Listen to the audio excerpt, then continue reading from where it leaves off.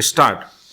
आरक्षण पर सियासत माहौल को किस हद तक बिगाड़ सकती है? मणिपुर के हालात इसकी ताज़ा मिसाल हैं। स्टॉप। इस पूर्वोत्तर राज्य में पिछले हफ्ते व्यापक हिंसा को लेकर सेना, असम राइफल्स और पुलिस को तैनात किए जाने के बावजूद तनाव बरकरार है। स्टॉप। आरक्षण की चिंगारी से भड़की आग में कई लोग जान गंवा चुके हैं। हजारों को घर छोड़कर दूसरी जगह शरण लेनी पड़ी है। मणिपुर का बहुसंख्यक मैतेई समुदाय काफ़ी समय से एसटी के दर्जे की मांग कर रहा है। पिछले बुधवार को मणिपुर हाईकोर्ट ने उसके पक्ष में फैसला सुनाते हुए राज्य सरकार को आदेश दिए थे कि वह इस समुदाय को एसटी का दर्जा देने पर विचार करे। इससे ईसाई बहुल नगा और कुकी समुदाय समेत दूसरे आदिवासी समुदाय भड़के हुए हैं। उनका मानना है कि हिंदू बहुल मैतेई समुदाय को आरक्षण मिलने से उनके अधिकारों पर प्रतिकूल प्रभाव पड़ेगा। मणिपुर की कुल आबादी में 65% हिस्सेदारी मैतेई समुदाय की है। राज्य के 60 में से 40 विधायक मैतेई समुदाय के हैं। बाकी 35% आदिवासी समुदायों के 20 प्रतिनिधि विधानसभा पहुंचते हैं।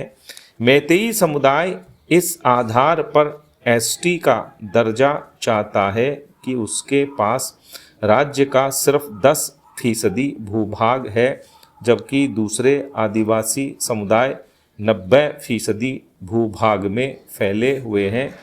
भूभाग के लिहाज से मणिपुर में समस्या का तीसरा कोण म्यांमार के शरणार्थी हैं। 2 साल पहले म्यांमार में तख्ता पलट के बाद वहां से भारी तादाद में शरणार्थी मणिपुर आ चुके हैं।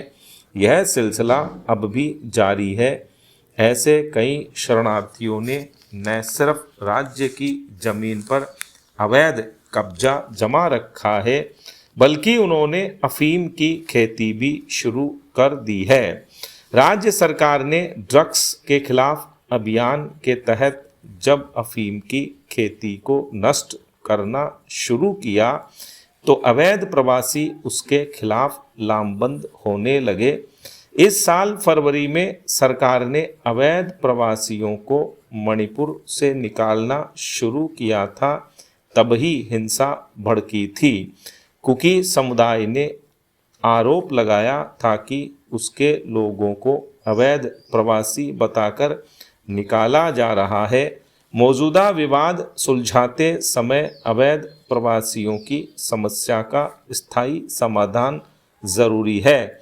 सरकार को म्यांमार की फौजी हुकूमत पर कूटनीतिक दबाव बनाना चाहिए ताकि वह मणिपुर से अपने लोगों को वापस बुलाए। मैतेई समुदाय को एसटी दर्जे के मुद्दे पर सर्वसम्मत हल खोजने की पहल होनी चाहिए। राज्य के सभी समुदायों को समझना चाहिए कि हिंसा राज्य के विकास को पीछे धकेलती है। बातचीत से हर समस्या का हल संभव है। विरोध जताने के लिए सभी को आगजनी व मार काट की आदिम सोच से मुक्त होने की ज़रूरत है। स्टॉपेरा। Artificial intelligence, AI, machine learning और जनरेटिव एआई जैसी तकनीकों ने कार्यस्थलों में क्रांति ला दी है। इससे नए अवसर व चुनौतियां उत्पन्न हुई हैं। एक और चैट जीपीटी जैसी जनरेटिव एआई प्रौद्योगिकियों ने काम करने और संवाद करने के तरीके को बदला है। वहीं डेटा गोपनीयता संबंधी चिंताएं भी आई हैं। आवश्यकता है कि तकनीक का नैतिक और जिम्मेदारी से उपयोग किया जाए। तकनीक ने दोहराव वाले कार्यों को स्वचालित करके हमें अधिक रणनीतिक और अभिनव कार्यों पर ध्यान केंद्रित करने का मौका दिया है। इससे कर्मचारी अपने ज्ञान और क्षमताओं को अधिक उपयोगी तरीकों से लागू कर सकते हैं। इसी प्रकार जनरेटिव एआई बहुत सारे डेटा की जांच कर अंतर्दृष्टि दे सकता है, जो निर्णयों का मार्गदर्शन कर सकता है।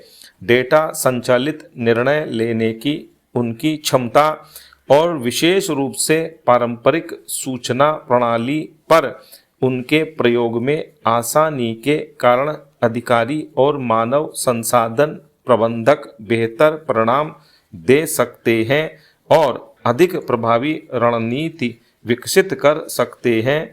नई अवधारणाओं, दृश्यों और सूचनाओं का उत्पादन करके जनरेटिव एआई ने नवाचार और रचनात्मकता को भी प्रोत्साहित किया है। स्टॉप।